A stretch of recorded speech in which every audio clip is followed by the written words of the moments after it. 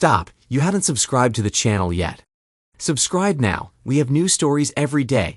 Now let's go.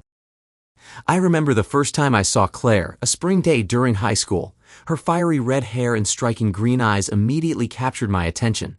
Little did I know that moment would spark a connection lasting decades. We became inseparable, navigating the highest and lowest of teenage life together, school dances, summer jobs, and everything in between. As we grew older, our bond only deepened. Despite the challenges of young love, our relationship thrived, unshakable in its foundation. Claire's determination and fiery personality captivated me. By the time we were 16, our friendship had grown into something more profound. We shared dreams, fears, and aspirations, creating a partnership rooted in mutual trust and respect. By graduation, we were already planning a life together. Over the past 3 months, especially the last, Claire had seemed distant, avoiding our usual study sessions and routines. Last night's argument left me drained. Known for her fierce temper and the grudges she could hold, Claire had always been headstrong. She was born Claire O'Hara, but now goes by Claire Owens. She never tolerated nicknames. Early in our relationship, I tried calling her Cece, but she quickly shut it down. I'm Niels Owens, her husband.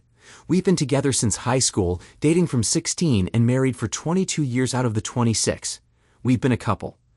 Claire's temper could be explosive, but I'd long since learned to steer clear when she was in one of her moods. She declared early on in our relationship that she wanted to be a maid of honor at her own wedding, and I respected that. I've always admired her confidence. This morning, as she said for what felt like the 1,000th time, "I like the way you do it." Something about it unsettled me. It was different. Later, I got up to shower, my thoughts racing. Her words, though familiar, weighed heavily on my mind. The strain in our relationship had grown recently, more than I understood. Her usual moods rarely lasted longer than 10 days, but this had been dragging on for weeks. I finished my shower and told her it was her turn. She grew but got up and headed to the bathroom. Early in our marriage, we couldn't get enough of each other. Even during our jobs, mine as a mechanic and hers at a department store, our connection felt unbreakable. Those were our early days, full of love and scraping by financially. I worked as a mechanic until I was 28 when a local auto shop owner offered me a management position. He appreciated my knowledge of cars and my knack for working with people. Over dinner one night, he laid out a plan. I'd earn the same $40,000 annually for 10 years while he saved $20,000 yearly for a down payment to eventually sell me the franchise.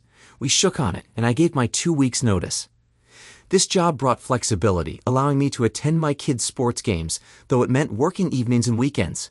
When I told Claire about the opportunity, she was livid I hadn't consulted her first, especially since there was no formal contract. I explained the long-term benefits for our family, but she wouldn't hear it and ignored me for a week. I hoped the plan would work out despite fearing her reaction if it didn't. Her temper had overshadowed many moments, camping trips, birthdays, and even vacations. Years later, the franchise expanded to 4 locations, thriving with steady growth. Claire, always hardworking, returned to managing an insurance office after our kids were born. I knew the stress of her job might explain her worsening attitude over the years. About 2 years ago, things shifted noticeably. Her temper flared more often, and she began belittling me in ways that hurt deeply. These past 3 months had been especially tense. Attempts to address the issues briefly helped but always led to bitter fights. Her moods affected everything, leaving me dreading time at home. By Friday, after another rough week, Claire came home late, demanding intimacy. I snapped, telling her I wasn't at her beck and to call. Frustrated, I spent the night in my son Mason's room. While grabbing clothes, I saw a text on her phone from someone named CB asking, "So, did he do it?" My stomach dropped. Her comment earlier, "I like the way you do it," echoed in my head, now laced with suspicion. Has she been comparing me to someone else? I felt sick. When Claire asked if I was okay, I told her I felt nauseous and needed space, avoiding her touch. I drove to the store, claiming I needed something for my stomach. As I drove, my thoughts spiraled, piecing together subtle changes in her behavior over the past months. Could she have been unfaithful? We'd always trusted each other's privacy, never needing passwords for phones or computers. But now, doubt clouded everything. After circling the neighborhood aimlessly, I eventually stopped at the grocery store, picking up stomach medicine. When I returned home, I took some Pepto and NyQuil before heading straight to my son Mason's room. Claire came in and asked, "Are you feeling any better?" I mumbled something, got undressed, and climbed into bed. She touched my forehead, saying, "You're not running a fever." My mind raced with thoughts of betrayal. How could she do this to us? She offered to make chicken noodle soup, but I refused, claiming I'd just throw it up. I didn't trust her and wanted her gone. I'm going to bed. I'll feel better after some sleep, I said. Okay, I'll check on you later, she replied as she left the room. Sleep was the furthest thing from my mind. Memories of our life together flooded in. Meeting, marriage, kids, vacations, graduations. I couldn't pinpoint anything to validate my suspicions, but I needed proof. Lying there, I began forming a plan. If she had cheated, I knew I could never forgive her. Getting up to use the bathroom, I noticed her phone on the nightstand. A message from CB caught my eye. I made a reservation for Wednesday afternoon. A hotel reservation. My gut churned as I decided I'd take Wednesday afternoon off to follow her. Pretending to be sick for the next few days, I minimized our interactions. We still shared a bed, but there was no intimacy. It's astonishing how quickly love can transform into revulsion. On Wednesday, I left work during lunch and drove to her office. I parked discreetly, eating a small snack while my stomach twisted with anxiety. For an hour and a half, I waited, second-guessing myself. Maybe it was just an innocent message. Around 2:30, her boss left alone, making me doubt further. But 15 minutes later, Claire walked out of the building and drove to a motel. She parked beside her boss's car, and I parked out of sight, watching her greet him, Edward. They walked into a room together. My heart sank. I took a picture of the door closing behind them. My worst fears confirmed. I drove home, seething with anger. Mason was at baseball practice, giving me time to think. Our house, located on the edge of town, was chosen for the space to build a 2-car garage with a finished room upstairs.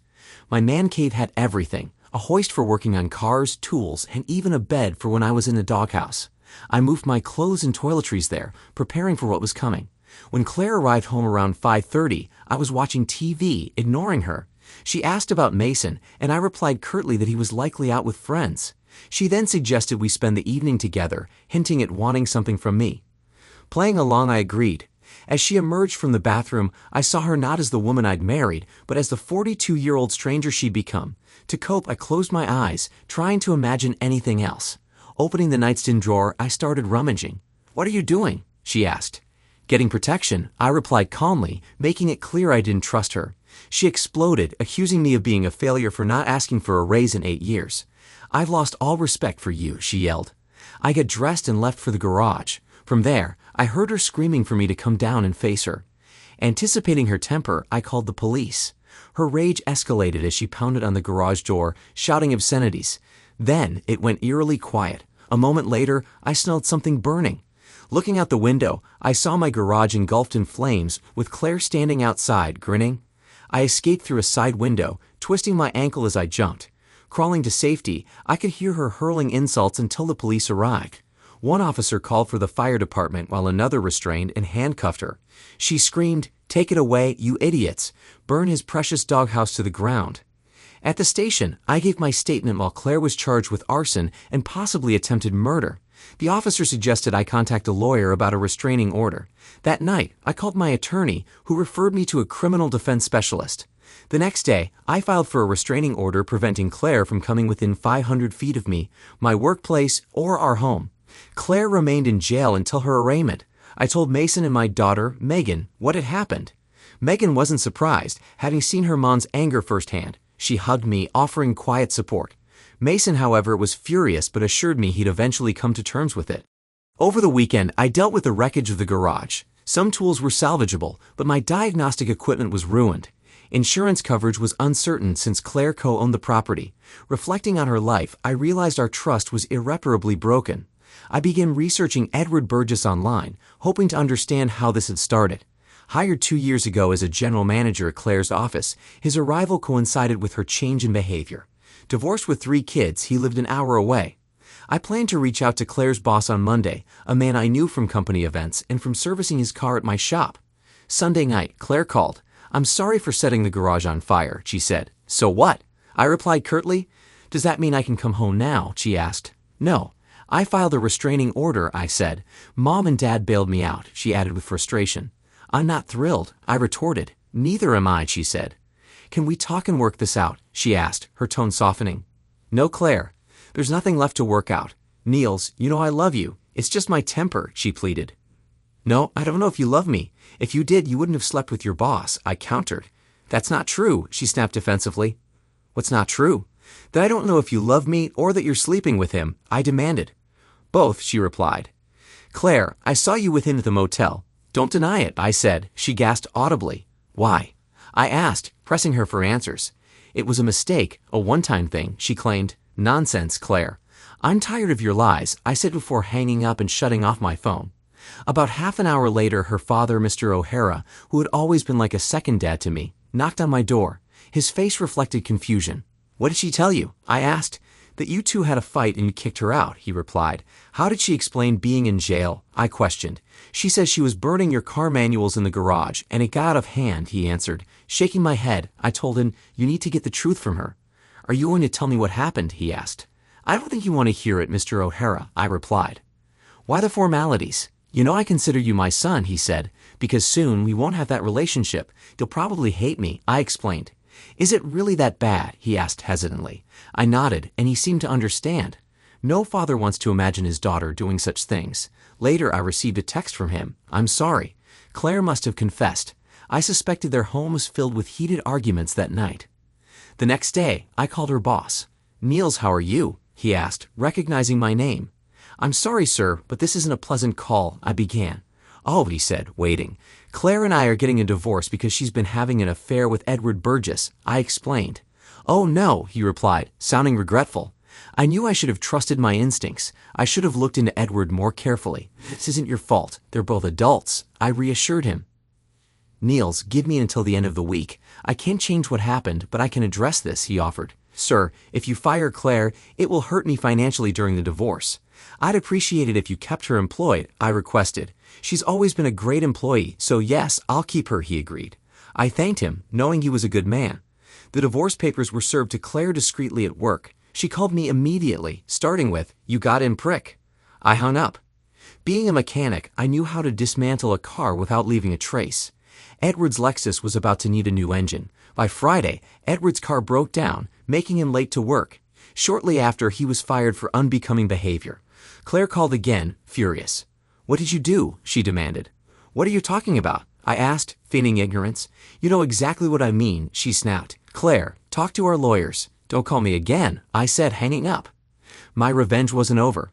I contacted Edward's ex-wife, Ruth, and explained my situation. She was more than willing to help. On Saturday, I made dinner reservations at Claire's favorite restaurant and invited Mason and Megan. I wanted Claire, and by extension Edward, to find out. The three of us arrived before Ruth. When she joined us, I introduced her to my kids. This is Ruth, Edward Burgess's ex-wife, I explained. Ruth shared her story, recounting how Edward's infidelity led to their divorce. She forgave him once, but when he cheated again, she ended it. Trust is the foundation of any relationship. Without it, there's nothing, she said. By the end of dinner, we were openly discussing everything. Megan admitted she'd suspected something was wrong for over a year. After dinner, Megan asked if I was heading home. I'm asking Ruth to dance, I said with a smile. Ruth accepted, and we danced until 11 p.m. afterwards. I drove her to her hotel, but declined her invitation to come up, feeling it was too soon. The next morning, we had breakfast together, which caught the attention of the waitress. Gossip about us would undoubtedly reach Claire. Claire did find out and called, accusing me of seeing other women. Claire, we're getting a divorce.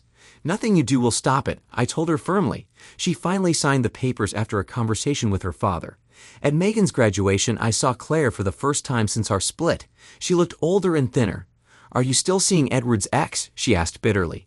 Ruth is amazing, I replied. Where's Edward? I asked in return.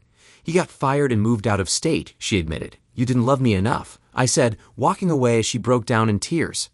The open house to sell our home was scheduled for the following Saturday. Despite the pending divorce, we agreed to host it together. I temporarily lifted the restraining order to allow Claire access. Seeing her in familiar settings was painful, a stark reminder of what we'd lost. As I took out the trash, Claire approached. Thank you for letting me help with this, she said quietly. You'll always be their mother, I replied, continuing with my task. Niels, can you look at me? She asked. I stopped and looked at her. I'm sorry for what I did to us, she said, her voice breaking. For the first time, she apologized for the affair. Why did you do it? I asked. She cried and ran out of the room, unable to answer.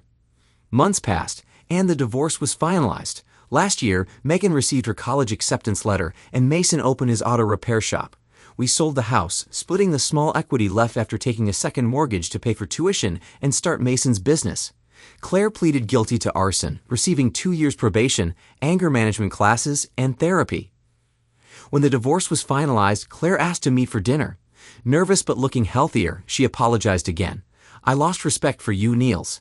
Edward seemed ambitious, and I saw you as stagnant, but now I understand the sacrifices you made for our family. I'm so sorry for what I did.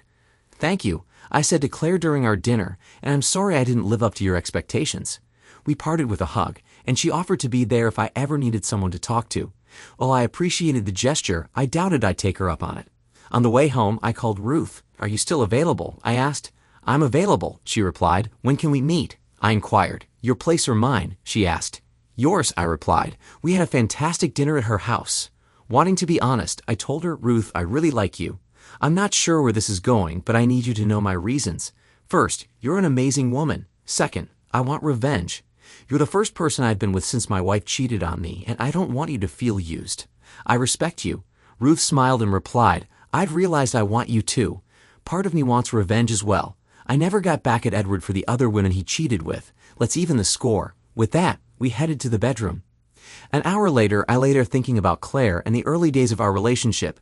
Even then, I'd noticed her bad temper, which worsened over the years. When she lashed out, sometimes verbally, sometimes physically, I'd retreat to the garage, avoiding confrontation. Looking back, I realized this probably made her seem weak, further fueling her disrespect. But when she set the garage on fire with me inside, I knew it had gone too far. I couldn't continue to live like that, fearing for my safety. The betrayal and shattered trust left no other option but to end our marriage. Lying next to Ruth, I thought about the nature of our connection. She was wonderful, but we couldn't build a meaningful relationship on shared animosity. Still, we could enjoy what we have for now. You're amazing, Ruth. You knew exactly what I needed, I said. She laughed. You're an incredible lover. I can't believe your ex looked elsewhere. I hope we can keep this friends with benefits thing going, I said. She smiled. So do I, but I'm not ready for anything serious yet, I added. That works for me. Oh, and let's make sure your ex finds out about us, she said slyly. I'll do the same, I replied with a smirk. Later that evening, I texted Claire, call me when you have time. Monday works. Nothing urgent. She called within minutes. Are you taking me up on my offer? She asked. No, I'm exhausted.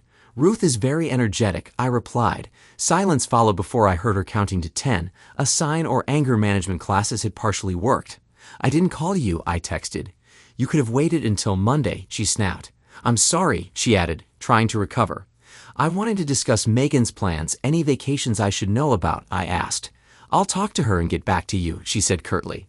Okay, just let me know, I said casually, hoping to sting her with my indifference. A week later, Edward showed up at my door. I called 911 and opened the door cautiously. He burst in, yelling, Stay away from my wife. You mean your ex-wife? I replied calmly. Stay away from Ruth, he barked. Why should I? She's amazing, I taunted. Edward lost his temper, swinging wildly at me. I deflected his first punch but let the second one land, enough to justify self-defense. By the time the cops arrived, we were both bruised, but he was worse off. The officers separated us, realized I had called them, and put Edward in the patrol car. After cleaning up, I called Ruth to let her know what had happened. I know, she said. He had the nerve to ask me to bail him out. Are you okay? Just a bit bruised, but he got the worst of it, I replied. I'll be right over to play nurse, she said and hung up. An hour later, she was at my place, taking care of me. I was grateful for the company and for working a late shift the next day, giving me time to recover. Before leaving, Ruth kissed me and said, I hope this continues. Your touch is magical. All flattered, I knew we'd need a serious conversation about our future soon. The next day at work, Claire called. What did you do? She demanded. Well, hello to you too, I said. Yeah, what did you do? She pressed. What are you talking about? I played dumb. You had Edward arrested, she accused. No, he arrested himself, I replied. That's not what he said, she countered. Oh, so you're taking his word over mine. Sounds about right, I said sarcastically. He's not my lover anymore, I insisted. That ended over a month ago, she insisted. Say you, I teased. Why are you such a jerk? She snapped. I guess I had a good teacher, I replied. Are you going to drop the charges? She pleaded. Why would I? He broke into my place and attacked me, I explained. Because I'm asking you to, she said. You're not my wife anymore. I don't have to do what you say, I stated before hanging up. Edward was later charged with assault and battery and would likely spend 90 days in jail, losing his job. I couldn't help but smile when I heard that. That Thursday, I ended up at Smitty's, the bar Claire and I used to frequent. Sometimes, familiar places can bring clarity. While sipping a beer at a small table, I heard a familiar laugh. Claire was there with her office friends. She spotted me but quickly led her group to a table far from mine. After about 10 minutes, 2 women from her group headed to the restroom. One stopped at my table. "You're Claire's ex, right?" she asked with a twinkle in her eye. I nodded. "I'd heard a lot about you," she said, smirking. I wasn't sure what she'd heard, but I doubted it was flattering. On their way back, both women stopped to flirt with me. One was about 10 years younger than me, the other 15. Unlike men, these women didn't seem to mind flirting with a friend's ex. I flirted back, thinking it might annoy Claire. As they left, one slipped me her business card, Isabella Estrada. I glanced at Claire and saw sadness flash across her face, quickly replaced by her usual fury. I reflected on my past with her. I still loved her, but living with her had been like living with a volcano, always on edge, waiting for the next eruption. If she hadn't cheated, I might have stayed, but was I better off now? I didn't know. Saturday morning, I dialed Isabella's number. "Hello," she answered. "Hi, Isabella. This is Niels Owens. We met at Smitty's on Thursday," I said. "Yes, I remember the handsome man sitting alone," she teased. I blushed. "I was just unwinding and thinking," I admitted. "Would you like to talk about it?" she asked. "Yeah, I think I would," I replied. "How about tonight?" she suggested. "Sure, Smitty's at 7:30, I proposed. "I'll be there," she said warmly. I felt nervous. What could a younger woman possibly see in me? I hadn't dated in over 25 years. Dressing in business casual, I wanted to make an effort. When Isabella and I met, we hit it off right away. She was engaging, charming, and wonderful to look at. Once I felt comfortable, I decided to ask what had been on my mind. "You work with my ex, so you've probably heard bad things about me. Why would you want to date me?" I asked. Before she got involved with Edward, she used to talk about you in a way that intrigued me. She seemed genuinely impressed by you, Isabella explained. Later, when she and Edward were socializing at work events, I started noticing changes. From what I gathered, the affair likely began about 3 months before you served her with divorce papers, she added. Her timeline matched what I'd noticed about Claire's shifting attitude. Isabella continued, "During bachelorette parties, your ex actually talked about how satisfied she was with you." She paused, her gaze intense. "So naturally, I'm curious." I blushed, never expecting Claire to discuss me like that. Isabella smiled. "Don't be embarrassed. If you're as good as she said, this is going to be fun." We finished our food and drinks, and when the waitress brought the check, she handed me a receipt with a smile, saying, "Keep this, you might win something." Her cryptic wink left me puzzled, but I slipped the check into my pocket. As we walked out, Isabella took my hand. "Now for dessert," she said softly. Surprised but intrigued, I replied, "Your place or mine?" "I'd rather go to your place. You can tell a lot about someone by how they live," she said. She hopped into my truck, meaning I'd need to drive her back later for a car. When we arrived at my house, we headed straight for the bedroom. By the time we fell asleep, it was nearly 10 a.m. the next day. We had lunch before I dropped her off at home. Isabella made me promise to call her again, and I assured her I would. On my way home, I found the receipt from Smitty's in my wallet. Written on it was the waitress Kate's name and number. This new reality, women showing interest in me, would take some getting used to. Monday after work, I went back to Smitty's and found Kate there. She was closer to my age, and we struck up a conversation. I asked her out, and since weekends were busy for her, we planned a Wednesday date, her day off. As I walked in my truck, my phone rang. A woman's voice said, "Hello, Niels, it's Grace. We met last Thursday night at Smitty's with Isabella." "Oh yes, I remember you," I said. "Isabella told me she had a great time with you on Saturday. I was wondering if we could go out sometime," she suggested. "Aren't I a bit old for you?" I asked. "Not at all.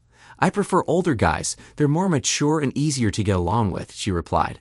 We agreed to meet that Saturday, and Grace proved to be a very enthusiastic companion. My Wednesday date with Kate went just as well. "Like Isabella and Ruth before her," she said. "I like the way you do it." On Sunday, Ruth invited me to dinner, and after an amazing meal, we spent the evening together. I was beginning to enjoy single life. On Monday night, Claire called. "What the hell do you think you're doing?" she demanded. "Sitting here watching TV," I replied, feigning innocence. "No, I mean you, a 40-year-old man dating women 10 and 15 years younger. Don't you have any remorse?" she asked. "You must be talking about Isabella and Grace," I said. "Yes, of course," she confirmed. "They both asked me out. Dating has changed. I like not having to ask a woman out and face rejection. It's nice to feel wanted," I explained. "Well, stop dating people I work with," she snapped.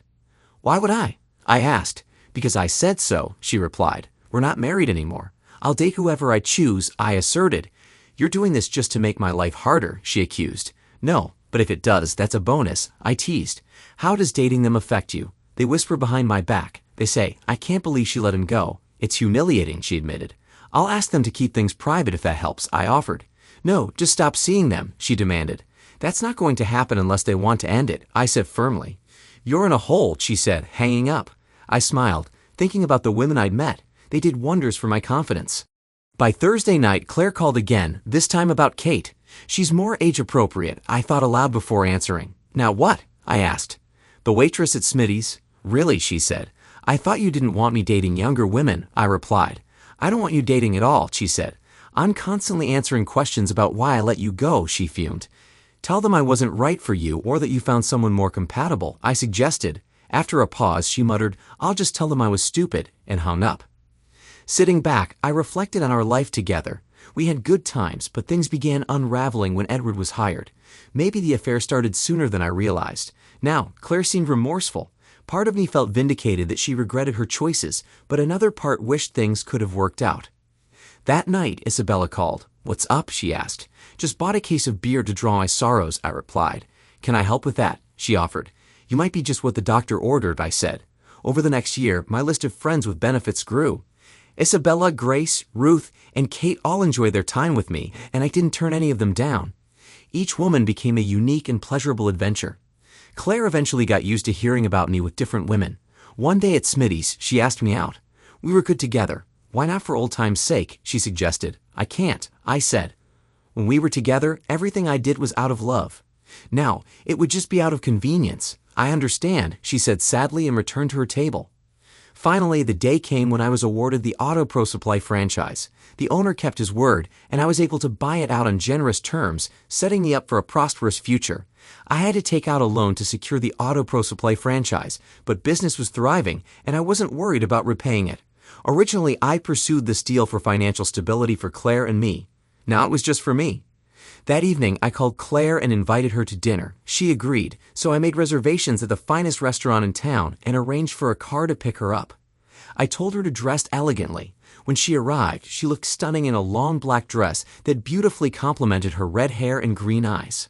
For a moment, I remembered why I had fallen for her. You look amazing, Claire, I said. Thank you. You look very handsome in that tuxedo, she replied. What's the occasion? She asked. I'm celebrating, and I wanted you to be the first to know, I replied. Now I'm curious, she said with a smile. Let's enjoy the meal first, I suggested. As we ate, the conversation grew more meaningful. Finally, she leaned forward and asked, What are we celebrating? Claire, after we married, I worked as a mechanic. You seemed content, but I always felt stuck. When I told you about the job at Auto Pro Supply for a more flexible schedule, you were furious. I explained. I remember, she said softly, lowering her gaze. I did it for us, for our family. It was all to make our lives better, I continued. And I ruined it all, she said, her voice breaking. I didn't bring you here to relive bad memories, I said gently. Today, I signed the paperwork to buy an Auto Pro Supply franchise with 4 stores. This will ensure that our children will have a strong inheritance. They can either run the franchise or sell it. Our grandchildren will benefit too, I added. I can't tell you how happy that makes me. Tears welled up in her eyes. I listened to Edward when he called you a failure with no ambition. I lost faith in you and I ruined everything. You were a great husband, father, and partner, and I threw it all away. I'm so sorry, Niels. I hope you believe me. I'm sorry for everything I did that got us here, she said, her voice trembling. She stood abruptly, tears streaming, and headed for the restroom. A server followed her in. I hadn't expected my news to affect her so deeply. Tonight was meant to celebrate future wealth for our children and grandchildren, not to reopen old wounds. I signaled the server for the check, knowing she wouldn't want to continue the evening. When she returned, I stood and said, I've already paid the bill. Let me take you home. Thank you. I'm sorry I ruined your evening, she said, her eyes still wet with tears. She cried quietly during the ride home. I wanted to hug her, but I didn't want to send the wrong message. At her apartment door, she hesitated, looking at me as if inviting me in. I'm sorry, Claire, but we can't go back there, I said. She nodded, then closed the door. The next couple of years were busy with business and meeting new people. Word of mouth turned out to be the best advertising, and I always practiced safety. Claire and I occasionally spoke, mostly about our kids. Mason got engaged to Fiona Watts, a sweet woman he met at his door. On the day of their engagement party, I arrived early to help Mason set up. We rented a room at the Sheraton and brought in sandwiches from Subway. As we were finishing, Claire arrived. She still looked good after all these years. We never had an engagement party, she said. No, but everyone we knew us, I replied. Do you remember proposing to me, she asked. Yes, I do, I said, feeling a twinge of old emotion. Sometimes I wanted to hurt you because you hurt me so much, she said quietly. I said I was sorry. Can't we move on? It's been 3 years, she pleaded. Today is about Mason and Fiona. Let's just be cordial, I said firmly. Maybe we could be cordial from now on, she added in her usual demanding tone. As the guests arrived, Mason and Fiona greeted everyone. About 45 minutes into the party, I heard Fiona call out, "Mom." I turned to see a beautiful woman in a floral sundress. She had blonde hair, deep blue eyes, and a smile that made my heart skip a beat. "That's Fiona's mom, Allison. She's very religious and not into your lifestyle," Mason said quietly. "Mason, before your mother left, I was a one-woman man. I want someone I can trust again," I replied. "I don't know if she'd give you a chance, but I'll introduce you," he offered. "That would be great," I said. Mason led me to Fiona and her mother. "Mrs. Watts, this is my father, Niels," he said. "You can call me Mom now," Allison said warmly. Claire approached and interjected, "As long as he doesn't forget who his real mother is." Mason introduced Claire to Allison, and they hugged, quickly starting a conversation. I walked away, wanting my first impression with Allison to be on my terms. I mingled with friends and family, many of the men joking about all the women I knew. Some women were standoffish, while others were friendly. Talking to a divorced woman named Beth, Claire approached. "You better be careful with them. You never know what you might pick up," she said sharply. Angry, I replied, "Don't mind her, she's just mad I'm not giving her any attention." "Niels, you're a creep," Claire shot back. "You're the one interfering." "Let's just keep our distance," I said before turning to Beth. "Want to take a walk and talk privately?" I asked, mostly to irritate Claire. 2 hours into the party, I finally introduced myself to Allison. "So, you're the infamous Niels," she said with a slight edge. "I don't know what you've heard, but yes, I'm Mason's father," I replied. "Mason seems like a fine young man. I hope he doesn't offend my Fiona," she said pointedly. "He's hardworking and loves Fiona deeply. He'll do right by her," I assured her. "Well, I hope he stays faithful," she added bluntly. "He will." "You had nothing to worry about," I replied confidently. "It'll be a church wedding," she said. "Promises made before God and family," I said. "Look, I know you've heard things about me. Let's talk and clear the air," I said. "I think that's a good idea, but not here," she said. "Pick a time and place, and I'll be there," I offered. "Tomorrow after church, we'll go to Cracker Barrel," she suggested, giving me the details. For the rest of the party, Allison and I exchanged subtle glances, the connection between us unspoken but palpable.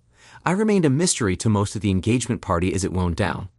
Claire approached me with her usual mix of curiosity and critique. "Fiona's lovely, but they're moving fast. Did you know they plan to marry within a year?" she asked. "Mason's smart. He knows what he wants.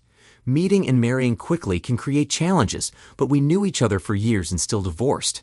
It's their commitment that will determine their success, and I think they're committed," I replied. Claire looked regretful, clearly reminded of how she had broken her commitment to our marriage. It still hurt, but I needed her to remember that. Sunday morning, I woke early, shaved, showered, and dressed in a sharp suit. I drove to Allison's church, feeling both curious and nervous. The sanctuary was vastly different from the Catholic churches I grew up attending. No stained glass, candles, or pulpit. Instead, there was a simple raised platform with a plain cross. I felt overdressed in my suit as others arrived casually in jeans and coffee cups in hand, but the friendly greetings helped me feel welcome. I kept scanning for Allison, wondering if I'd misunderstood the details or if she was unwell. Then, as the service began, I saw her singing with a praise band. Her voice was beautiful, and when she noticed me during the third song, she smiled warmly. After singing, Allison came to sit next to me, and I felt relieved. "I didn't expect you to come to the service," she said. "I feel a little out of place, overdressed for the occasion," I admitted. "That's okay. You can take off your jacket if it helps," she suggested. I removed my jacket and laid it on the bench.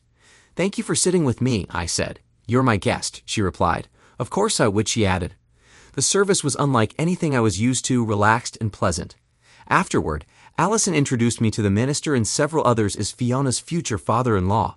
At Cracker Barrel, we started with small talk, but as we finished eating, Allison's tone shifted. "So, Niels, I've heard some things about you. People say you're a womanizer and sleep around. What do you have to say about that?" she asked bluntly. "What's your definition of a womanizer?" I replied calmly. "A guy who chases women, sleeps with them, and dumps them," she answered. "By that definition, I'm not a womanizer," I said. "Let me explain. I was married to Claire for over 25 years. She cheated on me with her boss, and when I confronted her, she tried to eliminate me by setting my garage on fire. After the divorce, I started dating again. Claire likely talked about my abilities, and women approached me out of curiosity. I didn't chase them, I just said yes. For the past 2 years, I haven't turned down anyone who asked me out. I enjoy their company and made them feel special. If you think that's wrong, I'm sorry. Allison studied me carefully. So where do I fit into all of this? She asked. You're a beautiful woman. Like me, you've been hurt. While I sought companionship, you closed yourself off because of your ex-husband. I'm looking for someone to get to know and maybe build a life with exclusively, I said honestly. And Claire? Didn't you want to get back together? Forgiveness is possible, but forgetting isn't. Without trust, there's no foundation for a relationship, I said. She nodded. I understand. My ex wanted me to move past everything and stay, but I couldn't. My self-esteem took a hit, and I wasn't going to let him hurt me again. We're similar in that way, I said. I spent time with women but never let them get close emotionally. Allison considered this and asked, and now? I'd like to get to know you better. If there's potential, I'll commit to you fully, I replied. Let me be upfront. I'm not doing anything until I'm married, she said firmly. I smiled. Allison, I dated Claire in high school and waited until we were married. I'm fine with waiting. She seemed reassured. Niels, I appreciate your honesty. I think I like you. Let's see where this goes. Over the next 4 months, we saw each other regularly, either at her place or mine. My interest in other women began to fade, though I still dated occasionally. Compliments that once boosted my ego now felt hollow. One night at dinner, Allison told me she was ready to commit. That makes me the happiest man on earth, I said. Honestly, the last 4 months have been meaningless when I wasn't with you. I love you. She hesitated but then said, I think I'm falling in love with you too. Please be patient with me. I promise to be patient both emotionally and physically. One day, Claire called. Hi, Niels, she said. Hi, Claire. How are you? What can I do for you? I replied cheerful. Wow, you're in a good mood, she said, surprised. Yes, I am. So, what do you need? I asked. Why don't we have dinner? I'd like to discuss something, she suggested. Sure, how about tonight? I said that works. I'll make your favorite roast beef with vegetables. Can you come over around 7? I agreed but felt hesitant. Later, I called Allison to let her know. It's probably about the wedding next month, she said. At dinner, Claire eventually revealed her intent. Niels, Mason's wedding made me think about us, she began. There's no us, I said. Remember how good we were together, she asked. We were, but the key word is were, I said gently. I forgive you, but I can never forget what you did. I've moved on. She looked heartbroken. Who is it? She asked quietly. Allison, I said. Her shoulders slumped as she realized she'd lost me. Later, I called Allison. So, what was it? She asked. She wanted to get back together. I said, I thought so. She knows what she lost, Allison replied. And I know what I found. I love you, Allison, I said. I love you too, Niels, she replied for the first time out loud. Mason and Fiona's wedding was beautiful, and Allison and I danced the entire time. 3 months later, Allison and I had a small private wedding surrounded by friends and family. Claire didn't attend, citing a scheduling conflict, but I knew it was too hard for her to see me move on. Thanks to everyone who took the time to listen to today's stories. If you enjoyed it, please consider liking and subscribing if you haven't already. Feel free to share your thoughts on the events in the comments below. Take care.